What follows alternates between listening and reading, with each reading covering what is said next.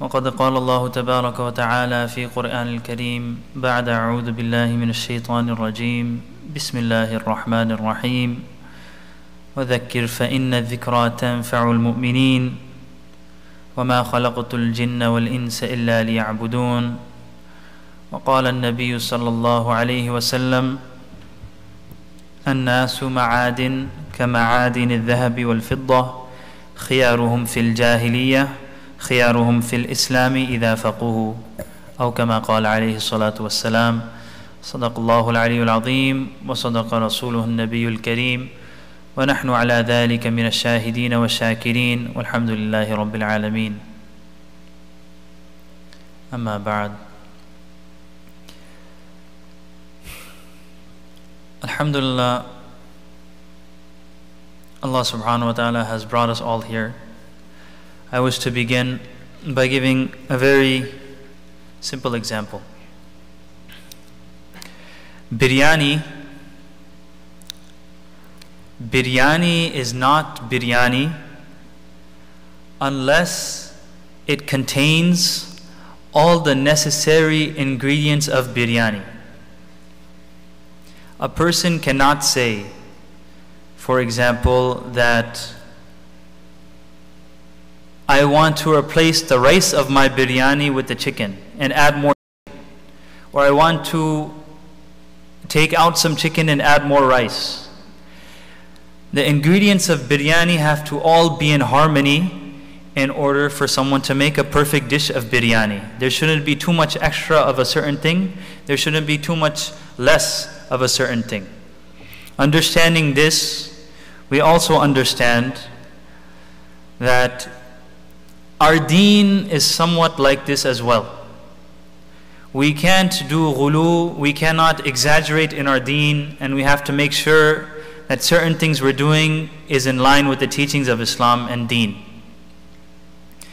When we eat,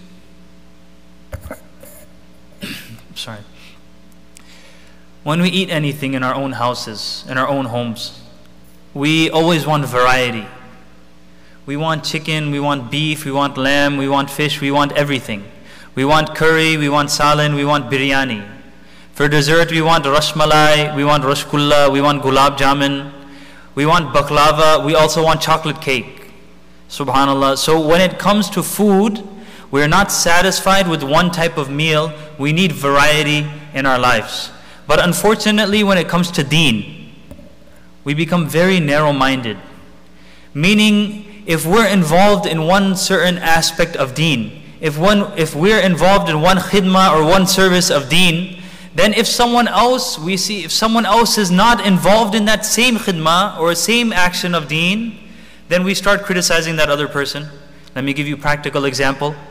If someone is working relentlessly day and night in order to teach the Quran, the kalam of Allah subhanahu wa ta'ala, he's teaching the children how to read Quran or how to memorize Quran. Or for example, he's teaching them how to learn Arabic.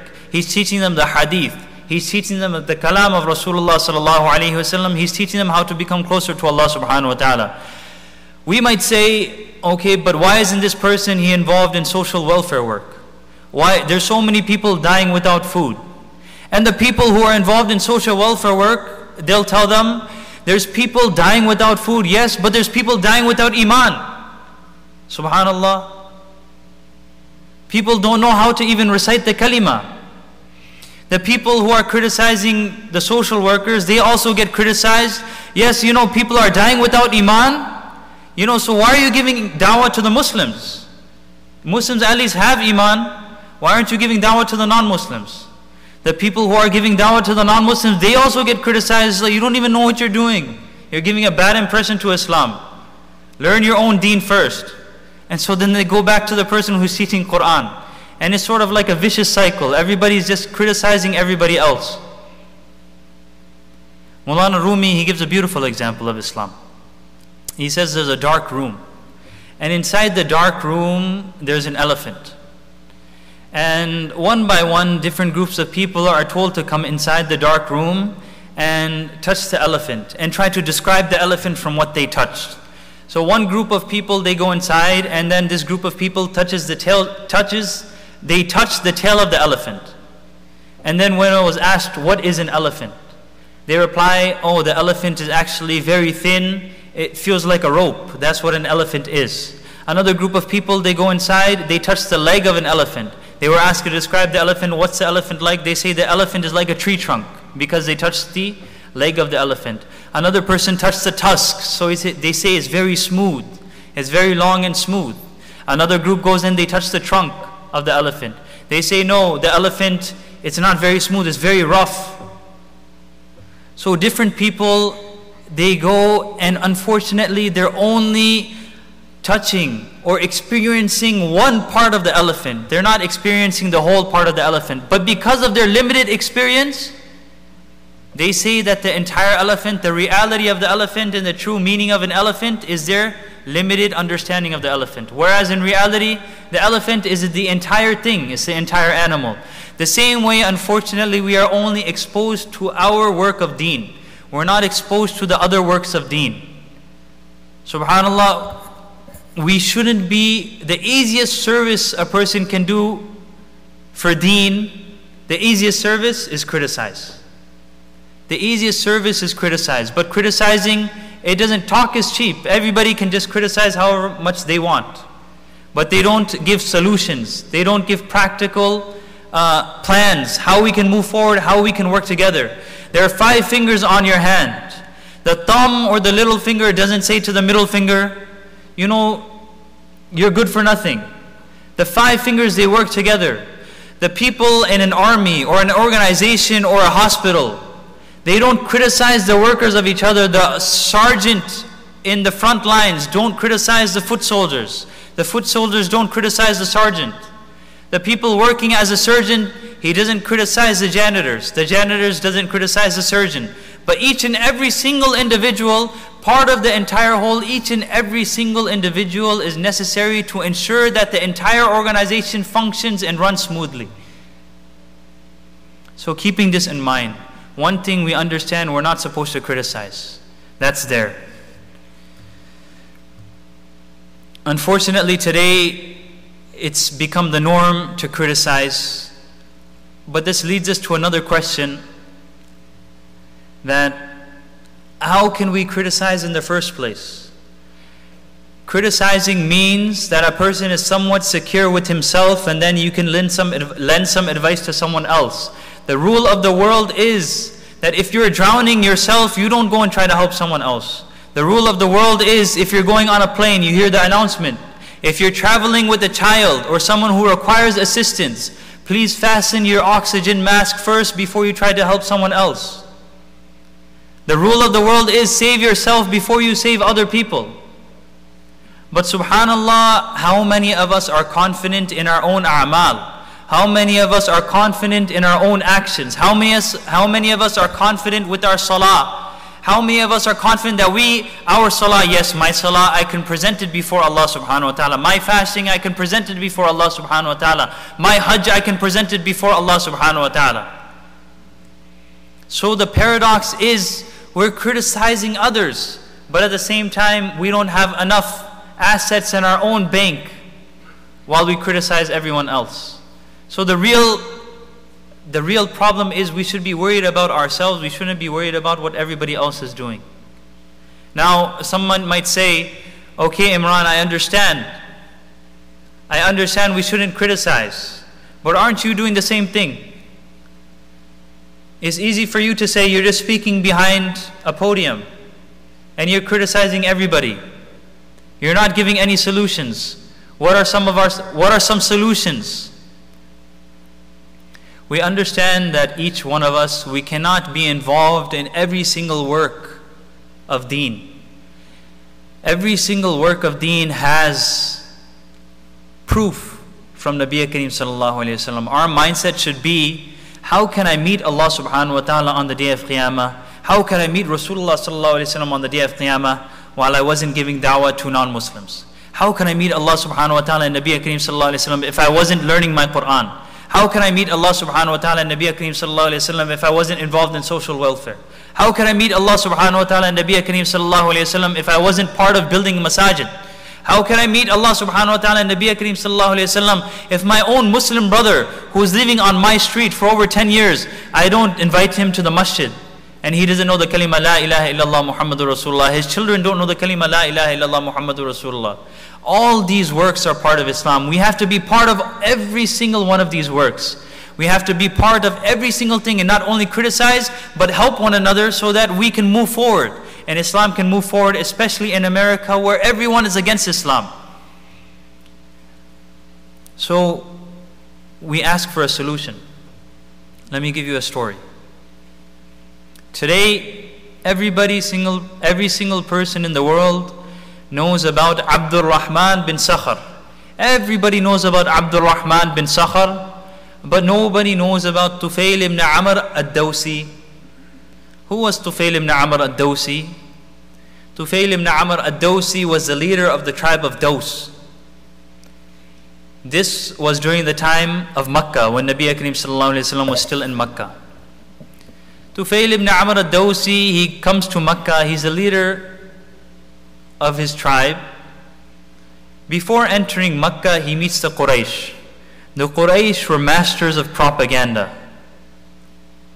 They're telling Tufail ibn Amr ad-Dawsi, you know, we understand you're a very intelligent man, smart man, very nice, very good, respected leader of the country. But watch out, in Makkah there's a person who will make you lose your mind. There's a person, such propaganda, this person is, Nabi Kareem sallallahu alaihi wasallam, they called him a magician. They say he destroys family ties. You know, a brother is not going to talk to his other brother, a son's not going to talk to his father, son, daughter's not talking to their mother. He destroys family ties. He's like this and he's like that. Tufail ibn Amr ad-Dawsi, he gets very worried. He gets scared. He gets so worried that he takes cotton and he puts it inside his ear. He's saying, I don't want to hear any of this. But when Allah subhanahu wa ta'ala, He wants iman, He wants something to happen, nothing can stop Him. If Allah subhanahu wa ta'ala wanted iman for Tufail ibn Amr ad-Dawsi, Tufail ibn Amr ad-Dawsi was going to get iman, no choice. Tufail ibn Amr ad-Dawsi, he's walking through the streets of Makkah. As he's walking, he's thinking to himself, subhanallah, I'm very knowledgeable myself. You know, I can distinguish between falsehood and truth. Let me hear what this person has to say. So then he takes out the cotton from his ears. He passes by Nabi Kareem sallallahu alayhi wasallam, and Nabi Kareem sallallahu alayhi wasallam, as soon as he hears some Quran, Tufail ibn Amr ad-Dawsi, immediately he accepts Islam. Subhanallah. And then he doesn't ask Nabi Kareem sallallahu alayhi wasallam, what do I have to do? What do I do? He automatically understood that is my responsibility. He tells Nabi Kareem sallallahu alayhi wasallam, make dua for me. I'm going back to my tribe of Daws and I'm going to invite them to Islam. He goes back to his tribe of Daws. He tries to invite them to Islam. It didn't work out. Doesn't work out. He goes back to Nabi Kareem sallallahu alayhi wasallam on a separate occasion. He tells Nabi Kareem sallallahu alayhi wasallam, those people, you know, they have no hope at all. Nabi Kareem sallallahu alayhi wasallam, raise your hands and make dua to Allah subhanahu wa ta'ala that Allah subhanahu wa ta'ala destroys them. Subhanallah. Nabi Kareem sallallahu alayhi wasallam, he lifts up his hands. He makes dua to Allah subhanahu wa ta'ala, oh Allah, guide the people of those wa'ti bihim and bring them to Islam quickly. Guide the people of those. He is making dua for their hidayah. He says, go back, try again, make more effort. Tufail ibn Amr ad-Dawsi, he tries again, he's trying, he's constantly giving dawah, subhanAllah, his entire tribe becomes Muslim. From that tribe you have the famous Sahabi, Abdul Rahman bin Sakhar. Abdul Rahman bin Sakhar, everybody knows Abdul Rahman bin Sakhar. This is his real name. People generally know him by his kunya. His kunya is Abu Hurairah radiallahu ta'ala anhu. The Sahabi who narrated the most hadiths from all the entire galaxy of Sahaba. He narrated more than 5,000, 6,000 hadiths. Subhanallah. Every single Muslim person, he knows the name of Abu Bakr radiallahu anhu, Uthman radiallahu anhu, Umar radiallahu anhu, Ali radiallahu anhu, and then Abu Hurairah radiallahu anhu. Because we know the names of all of them through Abu Hurairah radiallahu anhu. Subhanallah. That's how many narrations he not through him, but you understand what I'm saying. His name is so frequently mentioned in the books of Ahadith. عن أبي هريرة رضي الله عنه أن رسول الله صلى الله عليه وسلم قال, the question is, who's getting the reward of all the ahadith Abu Hurairah radiallahu anhu narrates? Who's getting the reward? Tufail ibn Amr ad-Dawsi is getting the reward. It doesn't matter that nobody knows who Tufail ibn Amr ad-Dawsi is. Allah subhanahu wa ta'ala knows who Tufail ibn Amr ad-Dawsi is. Every single person who recites the name of Abu Hurairah, through Abu Hurairah getting to the hadith of Nabi Kareem sallallahu alayhi wa sallam, Tufail ibn Amr ad-Dawsi, he's getting a share of that reward. Subhanallah. A person in Islam, the closest way to get to Allah subhanahu wa ta'ala is through fard, praying your fard salah, doing the fara'id. Nafil is there, but 1,000 rakat of nafil salah cannot equal to even one fard salah. A person can only pray 5 times fard every single day. He cannot say, I want to pray 6 times fard. It won't count. A person can only do 1 hajj throughout the year. He can't say, I want to perform hajj twice. He can perform umrah more than once, but he can't perform hajj twice. In hajj, that fard hajj, he won't get the reward of it again. A person can only fast during the month of Ramadan for 30 days. You only get the reward of Ramadan for 30 days. You will not get the reward of Ramadan outside of the month of Ramadan. Everybody only has 30 days, 5 salah, 1 hajj, 1 time zakah. But a person, if he knows someone in his family, he knows someone who's not coming to the masjid, who's not praying his salah, who's away from Allah subhanahu wa ta'ala, who's disconnected from him, and that person, he goes back to his brother and he invites him towards the masjid. He gives him a kind word. He narrates to him a hadith. Ballighu anni walau ayah. Just gives him a small bit of encouragement, a bit of information. That person, because of that, he changes in his entire life. He starts praying 5 times salah. He starts going to hajj. He starts giving zakah. He starts giving saum. Not only is the original person going to get his reward of 5 times salah, his reward of 1 hajj, his reward of 30 days of fasting, his reward of zakah, he's also going to get further reward of that other person he invited. Subhanallah. Every single person who Abu Hurairah radiallahu anhu, through the barakah of his ahadith, whoever read his ahadith who changed his life, Tufail ibn Amr ad-Dawsi is getting the reward. That's why the lowest wali, the lowest friend of Allah in our times today, he cannot come close to the lowest sahaba. The highest wali of today's time cannot even come close to the lowest sahaba. Why? Because it's because of the sahaba that the wali even accepted Islam in the first place. He can do all the reward he wants, the sahaba radiallahu ta'ala alayhim ajma'in, because they conveyed the message. They conveyed Islam throughout the generations. They're getting the reward of every single person after them. Nobody can catch them in terms of reward. Because of this, Nabi Kareem sallallahu alayhi wa sallam said in one hadith, "Ad-dalu ala al-khayri kafa'ilihi." The person who encourages towards good, he'll get the same reward as the person who does good. Nabi Kareem sallallahu alayhi wa sallam mentions, "An-nasu ma'adin ka ma'adin al-dhahabi wal-fidda." People are like gold mines. People are like gold mines. Every single person is valuable. خِيَارُهُمْ فِي الْجَاهِلِيَّةِ خِيَارُهُمْ فِي الْإِسْلَامِ.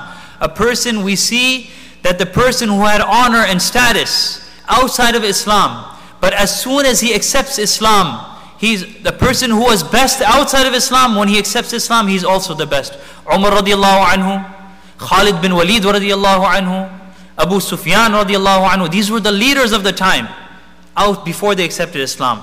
When they accepted Islam, they became the leaders also. A person who every single person has access to a group of people nobody else has access to. The way you're able to communicate with your families, I will not be able to communicate with your families. If you speak Chinese, Japanese, I can't speak Chinese and Japanese. You can communicate with your co-workers, your friends in a way different people can't. So this is our responsibility, how we can invite people to Islam, our own families, how we can encourage people to come to Islam. For this and for this effort, Allama Shami Ibn Abidin, he passed away in 1252. He says, "Man lam yakun aliman bi ahli zamanihi fahuwa jahil." Whoever doesn't know what's going on around the world, then he's a jahil. We should be updated. Inshallah, with what's going on. For this reason, inshallah, Ijtima is starting from today and it will continue until Sunday. Everybody is requested to take part however they can in this Ijtima. Jazakumullahu Khairun. Subhanallah wa bihamdihi, subhanakallahumma wa bihamdik, nashhadu an la ilaha illa anta, nastaghfiruka.